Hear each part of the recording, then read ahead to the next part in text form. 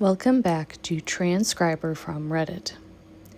Today's topic comes from the subreddit MensLib, posted by user Take It or Circle Jerk. The post is a linked post titled The Adolescent Style in American Politics. Quote, the version of manhood placed on display by Trump and his aides is the one imagined by teenage boys, end quote. As of recording, this has over 1,400 upvotes and 72 comments.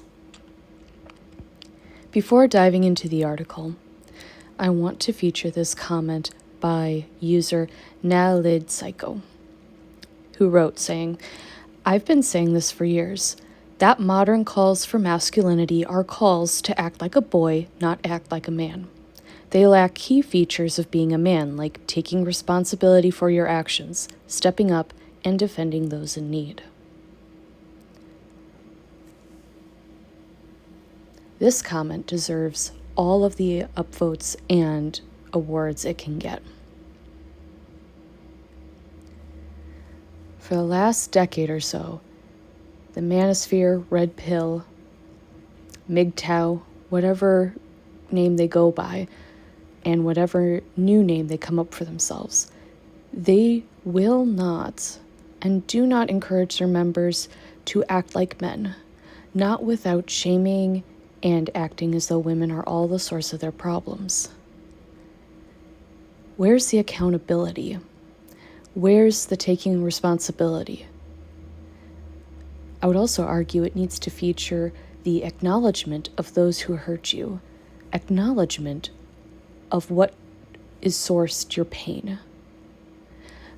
Acknowledge that you were hurt and this is why you believe what you believe now. And with that pain, you still need to take responsibility for your actions, you still need to step up, and you still need to defend people who are in need. None of this alpha bro shit that Andrew Tate and Fresh and Fit and other creators like them espouse.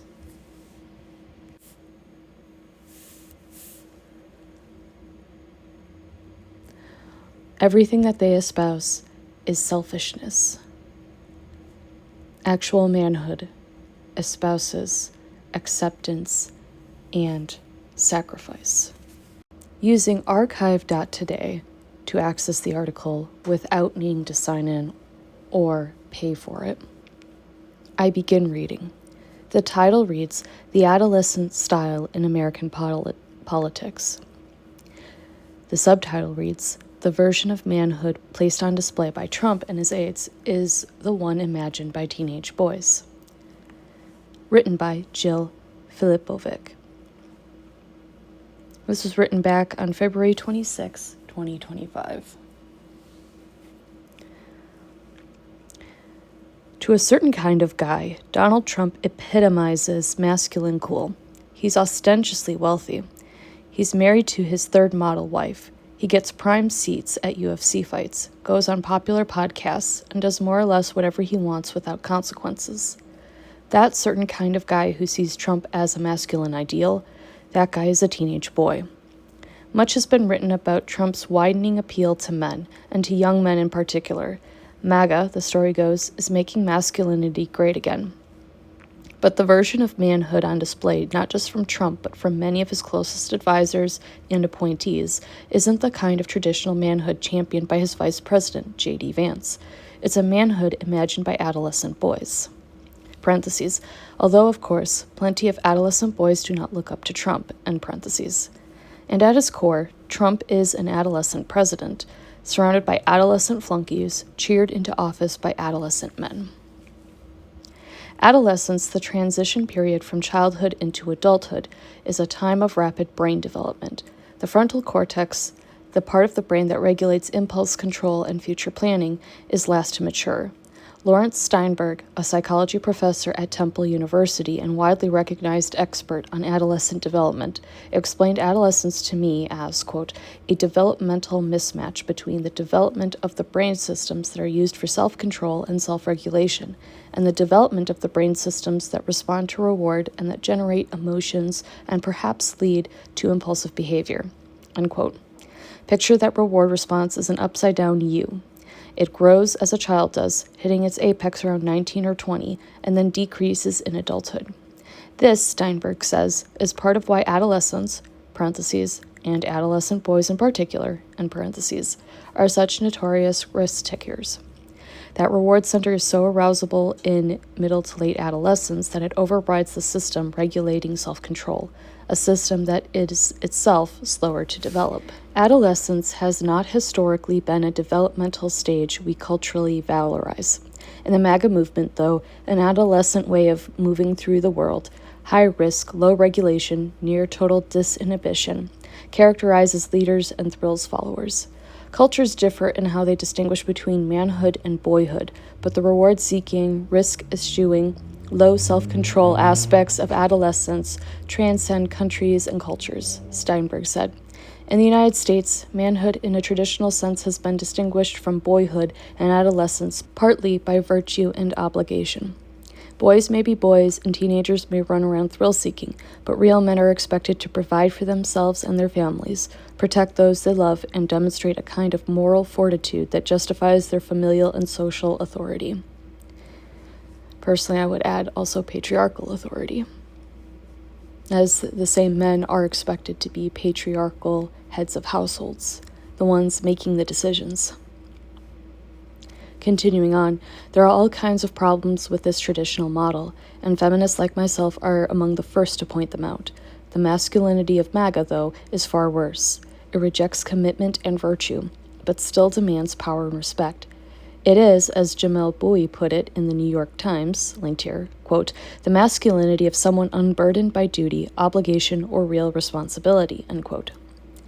We don't see this sort of masculinity only from Trump. Pete Hegseth, who was confirmed as defense secretary by the narrowest margin in history, says he wants a military full of men who are uninhibited, quote, warriors, unquote, free of any attempt to impose moral order on the teen and 20-something men who generally do the nation's fighting.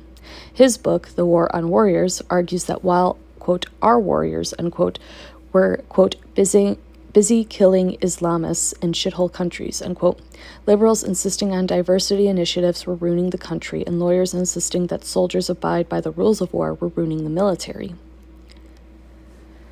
Side note, that's what you get for doing war overseas. You have this thing called a Geneva Convention and other countries saying that these rules apply to you. Continuing on. During Hegseth's confirmation hearings, when Senator Angus King asked him if the Geneva Convention should be observed, Hegseth dodged. Quote, we don't need burdensome rules of engagement that make it impossible for us to win these wars, unquote, he said. In his telling, quote, warriors, unquote, should operate with pure aggression. Restraint is weakness. He evinces a similar lack of continence in his personal life. Hegseth is currently married to the woman he impregnated while still married to his second wife, who herself was the mistress he married after cheating on his first wife. Side note, I feel like we really need a visual diagram of this. That is so complicated to read. Continuing on, life is complicated and marriage more complicated still. But a series of extramarital affairs, something that also characterizes the president's personal life, is not typically the mark of a respectable, responsible adult man. Elon Musk, more keyboard warrior than hardened soldier, is cut from similar cloth. He, too, has fathered many children with many different women, and he, too, seeks power without responsibility. He has put himself in charge of reforming the entirety of the federal government, one of the largest and most complex bureaucracies in the world, despite not growing up in the U.S. and having no government experience. Arrogance is one word for this. Delusion is perhaps another. And side note, note that both arrogance and delusion are italicized. His effort has so far been an abject disaster, but it's easy to see a teenager's bravado in his actions. the lack of self-control and self-awareness, the inability to grasp what one may be incapable of doing. Musk is notorious for sharing edgelord memes on X, the kinds of things that might be passed around by teenage boys. He also has a remarkably juvenile sense of humor. For example, he edited the X bio of the Canadian Broadcast Corporation to say it is 69% government-funded. Parentheses, 69, get it? End parentheses. He recently changed his name on the same platform to, quote, Harry Bowles, end quote. His Department of Government Efficiency is itself named after an internet meme about a Shiba Inu. He proposed, quote, a literal dick measuring contest, end quote, with Meta CEO Mark Zuckerberg. He bought Twitter and turned it into X after being annoyed by its moderation policies, which he compared to censorship. But once in charge, he experienced serial emotional meltdowns over content he didn't like, some of which he then censored. He has gone on sprees of banning accounts that offended him in some ways, while allowing white supremacists and Nazis to proliferate on the site. He often communicates on X using video game jargon, the lingua franca of teenage boys. Stephen Miller, the Trump whisperer who has long shaped much of his boss's immigration policy, was an actual adolescent when he ran for high school student government and asked, quote, am I the only one who is sick and tired of being told to pick up my trash when we have plenty of janitors who are paid to do it for us, end quote. Parentheses, in defense of adolescence, his peers booed him off stage, end parentheses. As a fully grown adult, he may no longer be the leader of the, quote, Mom, make my bed, end quote, caucus, but he remains just as petulant and seems just as tickled by the teenage penchant for provocation. At a Trump rally at Madison Square Garden, he echoed the notorious Nazi slogan, quote, Germany for Germans only, end quote, when he bellowed, quote, America for Americans only, end quote. He has also been instrumental in slamming the door shut not just to migrants but to refugees, even though Miller's own grandfather sought refuge in the U.S. from the anti-Jewish pogroms of Eastern Europe, linked here. As these psychologically adolescent men work together, they feel one another's worst impulses. Much of Steinberg's work is research on juvenile offenders. Adolescent boys and young men, according to crime statistics, commit a hugely disproportionate number of crimes. Quote, and they commit their crimes in groups, disproportionately, end quote, Steinberg said. Quote, when they're with their buddies, their tendency is to engage in reckless and risky behavior is amplified, end quote. This is both a result of peer pressure dynamics, kids who might not otherwise behave badly are pushed to by friends, and a kind of mutually escalating group dynamic. The realities of human group behavior, so magnified in adolescence, mean that the teen spirit of the Trump administration may animate even those men who might not have otherwise behaved similarly. Zuckerberg, with his gold chain and shaky haircut, seems to have embraced dressing like a teenager at roughly the same time that his politics shifted rightward. He attended Trump's inauguration last month and blamed former Facebook chief operating officer Sheryl Sandberg for the company's efforts to create a more inclusive workplace. Zuckerberg's image has, until now, been fairly straight-laced, standard-issue nerdy, and moderately liberal. But he recently went on Uber bro Joe Rogan's podcast to complain that the corporate world was, quote, pretty culturally neutered, end quote, and getting too far from the, quote, masculine energy, end quote, and, quote, aggression, end quote, men need to thrive. Side note, I guess he means the same aggression that he used to allegedly steal another friend's work so that he could get Facebook off the ground. So maybe now he's just feeling like he can reveal his true colors. Continuing on, perhaps this midlife return to the trappings of adolescence was an inevitable evolution for a millennial man whose success came so early and so spectacularly, catapulting him into the world of serious adults before he was completely ready. But it's also not difficult to speculate that our immature cultural moment, spurred on by Trump's re-election, is what turned Zuckerberg, whom Musk not so long ago derided as, quote, Zuck the cuck, end quote, from a naive techno-optimist 20-something into a middle-aged man in a gold chain opining about masculine energy.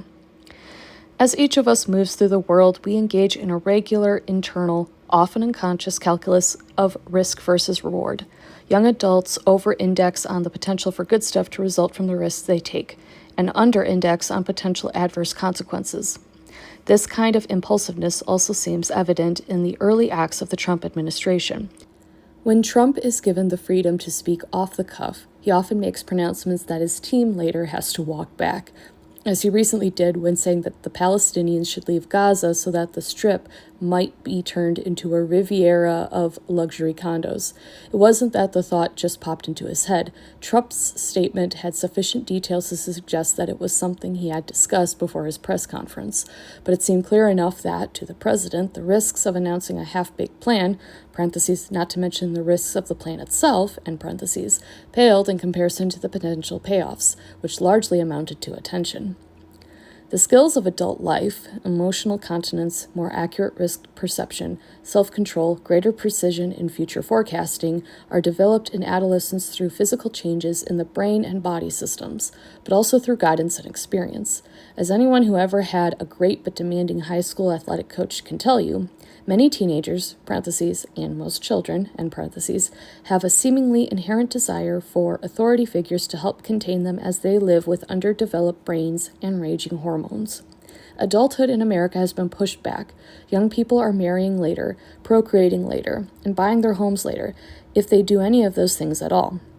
It's perhaps not a coincidence that in this era of extended adolescence, a great many unmoored men are, like teenage boys, looking to the coach for guidance, seeking straight-talking male authority figures to teach them how to be men. They're apparently finding these father figures on YouTube, podcasts, and social media, and in the MAGA movement. Side note, I'm going to push back on the article a little bit here. It's not by choice that people are marrying later, procreating later, and buying homes later. A lot of people are wisely looking. There's a lot of reasons that people choose to do these things later. Most of it has to do with jobs and how much people are paid. People in my generation and just before my generation, now currently after my generation, are looking at the state of the world, seeing how little we're paid, seeing us come out from college with degrees that employers either scoff at, saying that that was useless and you can't use that anywhere, to the employers seeing that and saying, you are able to be paid 15 cents more than your competition. And then that's not even getting into how predatory private loan companies are and how predatory the loan system is. And then you have all of these people who went to college to go into majors, to get careers, to get jobs that in fields that they need. And there's a great many jobs that do require the 4-year degrees, the masters, the PhDs, which makes sense. But pay has not risen. And since pay has not risen, people look at the opportunities that are out there. They look at the people they want to marry. They look at the potential of having kids, and they're making more informed decisions now. And they're being smarter. And they're saying, maybe I can't afford to have kids. Maybe it's not smart for me to have kids. Maybe it makes sense that I don't have kids. My wages are not rising. I can't afford kids. For houses, well, I was going to buy that house, but then the pandemic hit, and now it's way out of my league, and anything in the area that I'm looking for is way too expensive.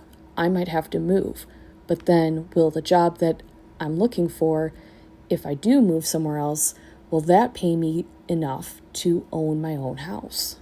Our generations are currently screwed. Young people nowadays are financially screwed over. And it's not because they're taking an extended period of adolescence. It's because they aren't paid and they aren't living in the same generation that their parents lived in, where they can make the same decisions and still come out relatively financially decent afterwards. And I say shame on the author for not recognizing that and just blithely covering it under the expression of it all has to do with extended adolescence. There are very reasonable financial and other existential factors out there for why people are marrying later, procreating later, and buying homes later. And the author couldn't cover that for whatever reason. Continuing on, take the author Jordan Peterson. Peterson is notorious for his misogyny and conservatism, but much of his work is focused on self-improvement, and specifically on how young men can impose discipline on their lives. Quote, parents, universities, and the elders of society have utterly failed to give many young men realistic and demanding practical wisdom on how to live, end quote, David Brooks said in explaining his appeal, linked here. Quote, Peterson has filled the gap, end quote. Peterson tells young men to stand up straight. He orders them to make their beds. He says to turn off the porn, get a job, and take responsibility for their life. A slew of other leading male podcasters, Andrew Huberman, Tim Ferriss, even Joe Rogan, take similar self-improvement tacks, and young men eat it up. They seem hungry for betterment, but also for an authoritative figure to just tell them what to do. Some have turned their sights to Trump. The president embodies both the aspirational adulthood that is the stuff of teenage fantasies, parentheses, private jets, models, 2 Big Macs for dinner, end parentheses, and the punishing father who men wise enough to understand their own need for greater discipline imagine will whip everyone into shape. At a Trump rally in Georgia, Tucker Carlson offered this disciplinarian/daddy vision of Trump's return to the White House. Quote, Dad comes home, end quote, Carlson told the crowd. Quote, he's pissed. Dad is pissed. And when Dad gets home, you know what he says? Quote, you've been a bad girl. You've been a bad little girl, and you're getting a vigorous spanking right now, end quote. End overall quote. Side note, reading that out loud makes me realize how much creepier it is that he's using a little girl as an example and not a little boy. Continuing on, the crowd broke into a chant of, quote, Daddy's home, end quote. Mel Gibson used the same metaphor after Trump visited a fire-ravaged Los Angeles. Quote, it's like Daddy arrived and he's taking his belt off, end quote, he said. The phrase is so ubiquitous in MAGA circles that Roseanne Barr, donning blonde dreadlocks and heavily reliant on autotune, recorded a post-election rap titled, quote, Daddy's Home, end quote. You can buy Daddy's Home t-shirts with Trump on them at Walmart. The reality of governance by Teen Boy, though, may be less, quote, Daddy's Home, end quote, and more Lord of the Flies. Steinberg, the psychology professor, was clear that he couldn't diagnose Trump, Trump's lackeys, or anyone else he hadn't examined. But he told me, quote, maybe what characterizes Trump more than anything else is the very heightened reward-seeking. He just has to get rewards from everything he does, and that may generate a very strong impulses that he follows, end quote. Whatever self-control the president does possess may simply be insufficient to tamp down those impulses. The kind of behavior Trump demonstrates, Steinberg said, is unusual. Quote, you need to distinguish between the people who are behaving this way where we would kind of expect it, although maybe not as extreme as this, end quote, actual teenagers. Quote, and people who keep behaving this way long after we would have expected them to mature, end quote, he said. Quote, the chances that these people are going to mature in ways that we see as normal development, I think, are very small. They would have reached adult levels of maturity by the time they've reached their late 20s or early 30s, and if they haven't, I think they're probably not going to, end quote. What does this mean for the nation Trump leads? Steinberg was careful, again, to emphasize that he isn't in the business of diagnosing strangers, and that Trump is not, in fact, an adolescent boy. But he said, quote, if I ask the average person, quote, do you think it's a good idea to have a 17-year-old running the country, end quote, I don't think most people would say yes. If I said, quote, do you think it's a good idea to have an adult who acts like a 17-year-old running the country, end quote, I think they'd say that sounds like a pretty bad idea also, end quote, end overall quote. Yet a plurality of voters cast their ballots for Trump, so all of us are now finding out just how bad of an idea it is. Here ends the article. I will link all of my sources in the description below. Thank you for watching/listening, and I will see you in the next video.